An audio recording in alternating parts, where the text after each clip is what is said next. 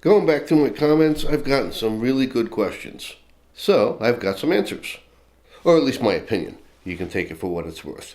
Okay, so back in the fall, I think it was the last video I made, we were fixing up some bare root trees that we had planted, and they had gotten beaten up by some deer, and the weeds were kind of overtaking them, and we went through and just kind of revamped them. So we cleaned them all out, mulched them, restaked some of them, fertilized them, etc., etc. And I believe it is Russ. Russ asked, are you worried about the roots when you're removing the grass? Because we had to pull and scrape a lot of the grass out from around these things, and I wanted to get them cleaned up so I can get mulch on them. And he wants to know if I'm worried about the roots. Yeah, I mean, of course, yeah, I'm worried about the roots. I mean, I tried not to go too deep and tried not to damage any of the roots on those trees when I was pulling the grass out. I'm sure I probably damaged a few, but I'm more worried about the trees getting run over with a lawnmower or a brush hog if the weeds get too tall. And I really did want to get some mulch in there because we were having a dry year. It was a very dry year, dry summer last year. So I really wanted to get them watered, fertilizers, and I wanted to get some mulch on there to help retain moisture and also to keep the mowers away. Did I damage a few roots? Probably, but I think, all in all, it was better to do what we did there. And then the second question was, he asked me about wooden stakes. I had little wooden, like 1x1 oak stakes holding these bare root trees up. And he said, basically what he's asking is, if money wasn't a concern, would you use the more heavy metal stakes?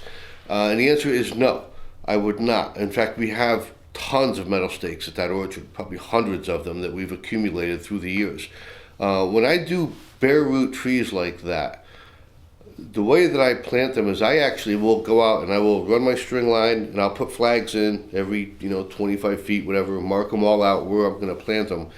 I will prepare the hole and I'll put the stake in the ground before I even put the bare root tree in the ground. And the reason I do that is because I want to get that bare root tree, that tiny little, bare root trunk, I want to get that really close up to that stake, so it's right up against the stake, so I can bind them together and it'll just hold everything together. So I actually put the stake in the ground first, and then I will kind of put the roots around the stake so I can get that stake really close to that tree, and then bind them together. So because that stake is so close in on that rootstock, I do not like using the metal stakes because when the time comes to pull them out, if I start ripping those metal stakes out, I'm going to do some significant damage to the roots right at the trunk line, if that makes any sense. The reason I like the wooden stakes is because I'll literally go in, I'll keep those wooden stakes in for maybe 2, 3, 4 years, whatever. And then when it comes time and I'm done with those stakes and those trees have gotten themselves established, I'll just take a handsaw and I'll just cut that stake off right at the ground. I use straight oak, they're not treated, there's no chemical treatments in or anything, so they'll just rot away. And I don't have to worry about removing steel stakes and causing more root damage trying to pull those stakes out with time. So that's why I use the wooden stakes on those. I do use metal stakes if I'm dealing with larger trees. If I'm dealing with some larger trees and maybe they're getting windswept a little bit, we do have bigger, heavy gauge metal stakes, and I'll put those, farther back, maybe, 2-3 feet back from the tree, and then we'll run cables to them to support them. I'll use metal steel stakes for that, but for the bare root plantings, I like to use the wooden stakes because I can just cut them off, let what's in the ground rot, and I don't have to rip those stakes out and worry about damaging roots. And then he asked one other question here, and it was in regards to pruning. I pruned these trees pretty aggressively, and they were already beat up by the deer. The deer had come in and eaten them, and they'd gotten kind of beat up a bit. And I did prune them, and what he was asking is, he was surprised to see that I would prune these trees. Wouldn't it make sense to leave, all the branches that you can so that you can get the solar panels, the leaves for next year to photosynthesize and create sugars and carbohydrates, etc. And yeah, that makes sense. That does make sense. But my thinking is that those trees have been in the ground for like 3 years, so those roots should be pretty well established. We were coming into the winter, so they should have plenty of food in storage. So what I really wanted to do was for the spring and early summer, I wanted to refine the branches that were on those trees so that all that stored energy that's in that root system right now is going to get pushed into areas where I want them to grow, not just random growth. And also by pruning them, a lot of times you remove what's called the apical dominance, and sometimes that can actually kind of spark a whole flush of new growth. It's kind of like if you think about, like, if you go out in the woods or in your yard or something, and you got a small tree with a nice sized little tree like this, and you cut it down to a stump, and then you go back 6 months later, and that thing is just exploding with growth. That's because you've removed the apical dominance from that tree, and all that energy is just going to push out a ton of new growth. And I'm kind of hoping that that'll happen with these trees. I want to take all the reserved, stored energy that I have in the roots and direct it right where I want it. And I'm hoping that next year they'll really put out a good flush of growth, and we can start really turning them into something for the future. Great questions. Definitely some very good questions, and I'm glad to have the opportunity to answer that. Hopefully I cleared that up for you. All right, let's see what else we got here. We have a question from David. David, who I'm assuming lives out somewhere in the Chicago, Milwaukee area.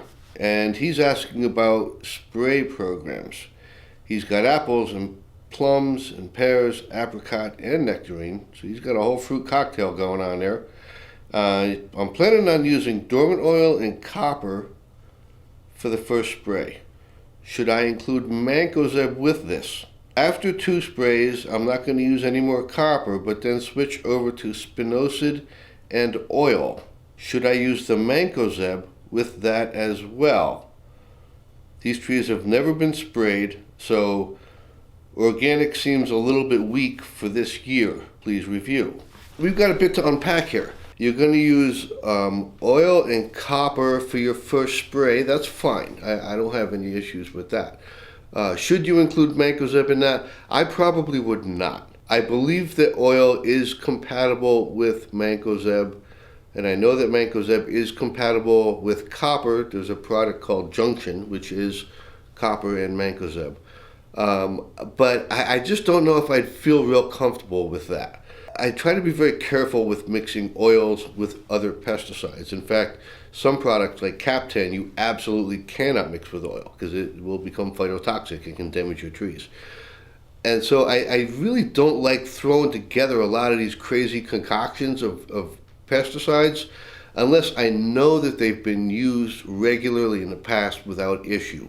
Now, as far as the oil goes, dormant horticultural oils are not a bad thing, but here's the thing. Horticultural oil is strictly a contact insecticide. It works by smothering the insect or smothering the eggs so that they can't breathe. Now, if you don't have any insect issues right now that overwinter on your fruit trees, so you're kind of talking about things like scale and spider mite, those are really the 2 primary ones that I could think of. Most of your other insect issues that you would run into on your fruit trees, they're not going to overwinter on the tree trunk in the wintertime. They're going to overwinter out in the woods or in the grass or in the mulch or in the dirt, and then they come up in the spring. So I'm not a huge fan. Like, oil sprays they're nice, like, they're environmentally safe and whatnot, but I don't know if they're remarkably effective unless you've had an issue with something like spider mites or scale that are going to actually be overwintering in the crevices of the bark through the winter. Doing oil and copper for your first spray, that's fine. I get the impression that not to use copper too late into the year because it can russet your fruit. What I would do is, if you really want to do the oil and the copper thing for your first application, I would go ahead and do that. And then second application and the applications moving forward, if these trees have never been sprayed and you've got substantial scab issues right now, and ultimately you want to get more towards an organic approach or a less spraying approach, which I'm all for, I would stick with the mancozeb for this year.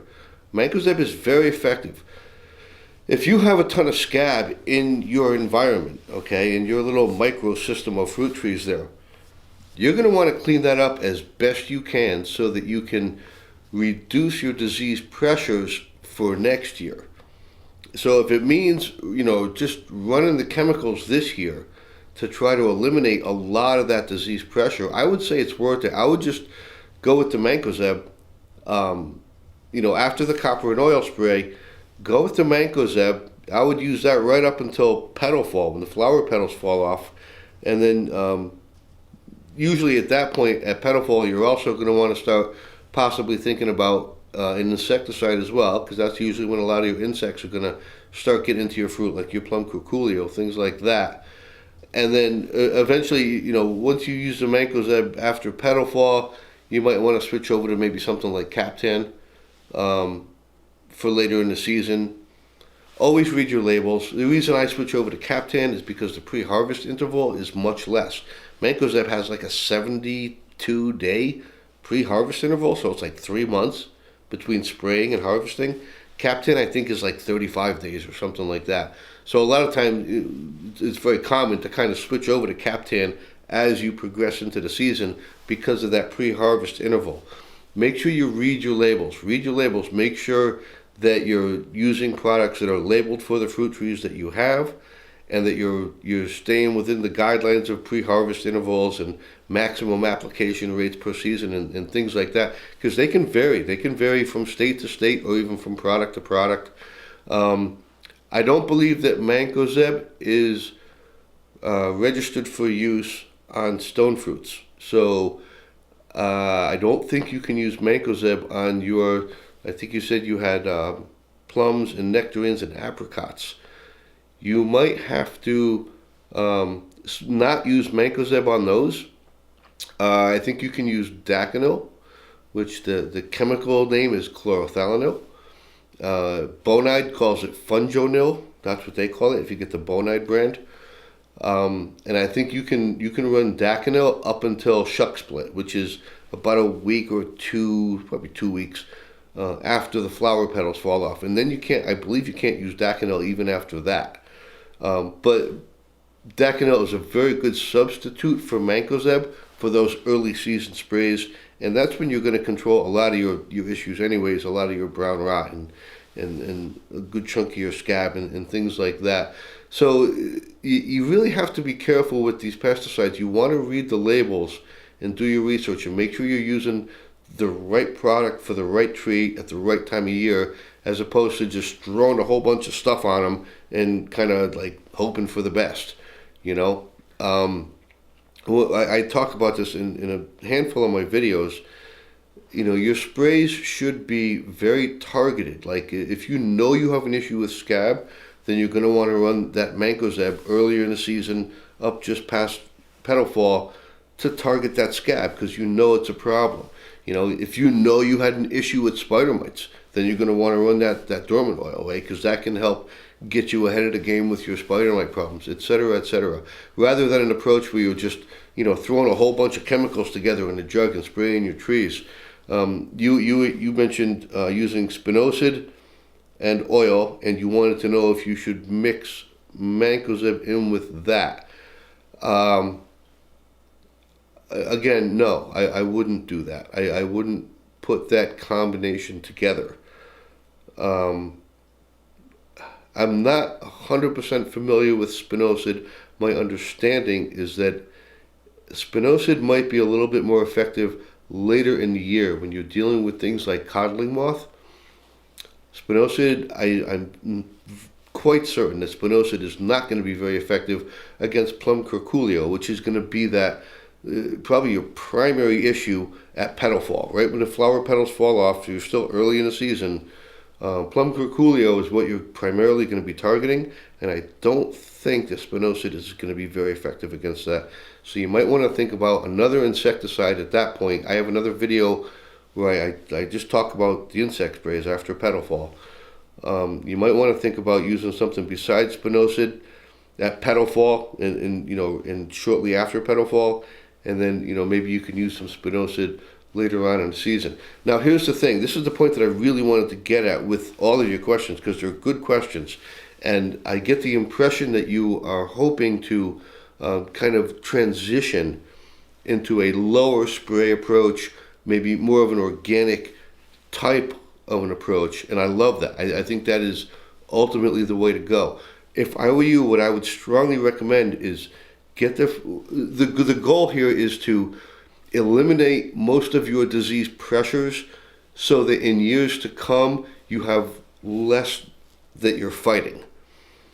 And so by giving them a good aggressive spray program this year, you will eliminate some of those disease pressures. Some of those scab spores and inoculum are just going to die. If they can't infect your tree, they're going to die.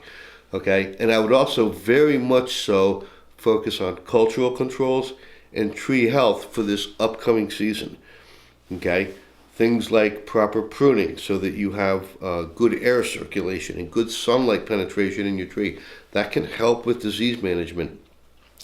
Mulching your trees, fertilizing your trees. Maybe pull some soil tests. I don't live and die by soil tests, but sometimes an occasional soil test can bring to light if you have like a severe deficiency in one thing or another.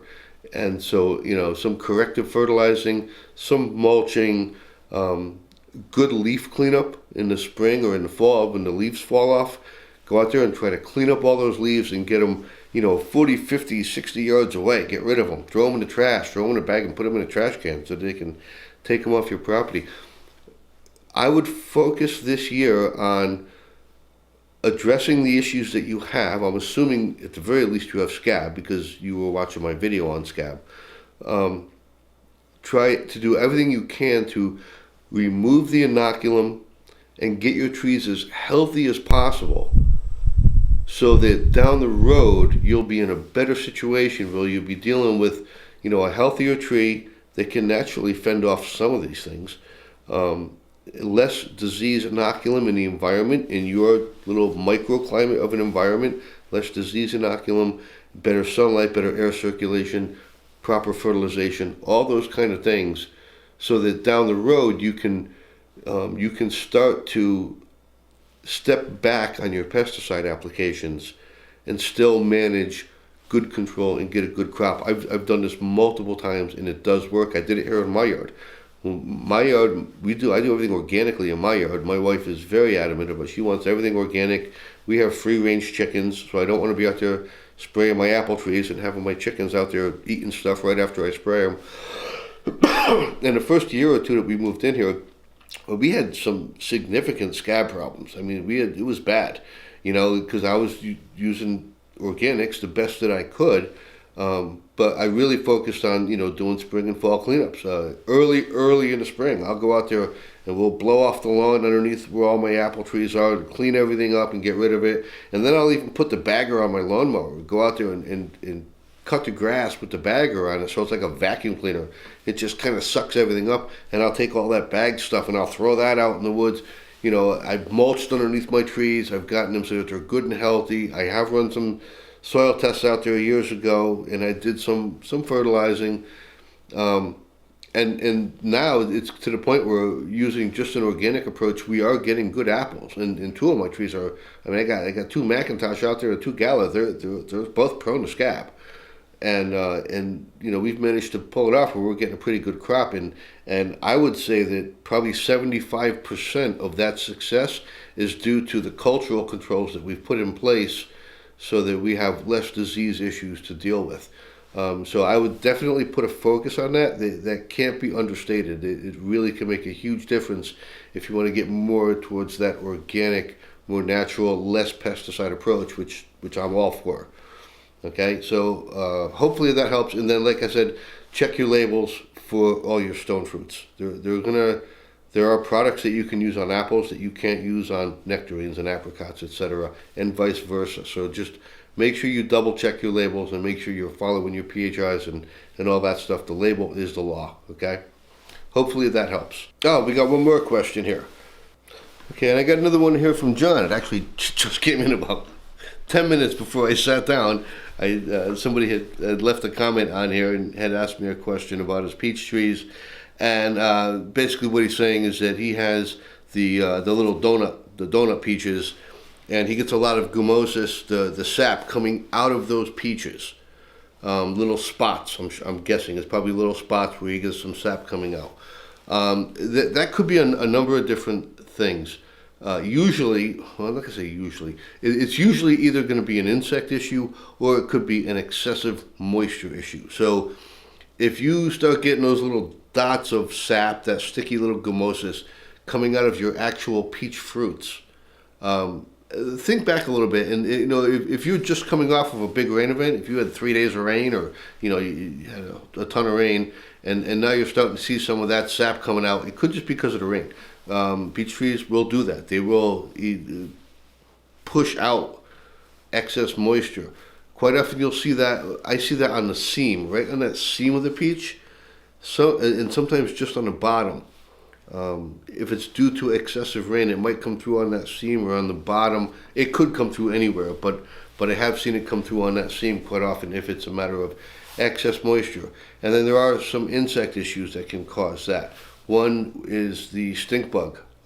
There's a stink bug that it'll pierce into there to get in there to lay eggs, and that little piercing mark can bleed out a little bit. The other one is the oriental fruit moth, will do the same thing. And the other one is plum curculio. Plum curculio sometimes you can identify because if you can gently clean that sap, that oozing fluid, if you can gently clean that away, the plum curculio will actually, it puts a crescent-shaped little slice in the peach, like that little crescent moon. It's that kind of a curved thing. And so sometimes you can pick up on that if you're very careful about getting the sap out of there so you can look. If you see that crescent-shaped cut in the peach, very small, but it'll be there, then it's going to be plum curculio. Outside of that, it could be stink bug, it could be oriental fruit moth, could be excessive moisture. Sometimes when you get that, take a fruit right where that bleeding part is, and carefully with a nice sharp knife cut it open and look inside and see if you see any trailing, like marks, like little larvae or little worms or anything that looks like something might have been moving around in there and kind of rotting out the fruit. So you can check for that. And go to Google. Do a Google for stink bug damage on peach fruit, and the same thing for oriental fruit moth, and the same thing for plum curculio. And you might find some distinct little differences in there that might help you to properly identify exactly which insect you're dealing with, and then at least you know what the problem is, and you can come up with a strategy or a plan to deal with it from there. At that point you're dealing with potentially spraying. If you want to do the pesticide thing, they have those little bags, the little fruit bags you can cover your peaches in. If you get them on there early enough, that can help keep a lot of the insects off of your fruit too. So that's another option. But those are the kind of things that I would be looking into if that's becoming a real problem for you. Hopefully this answers your questions. And if you've got any other questions, throw them in the comment section below. I'll see if I can, maybe get around to doing this again sometime and pick up 3 or 4 good questions and answer them in a quick video like this, And if you found this video helpful, don't forget to hit that like button. If we get likes on this channel, it'll push it out to more people that might have the same questions as you guys had, and maybe we can help them out as well. Thanks for watching. We'll see you soon.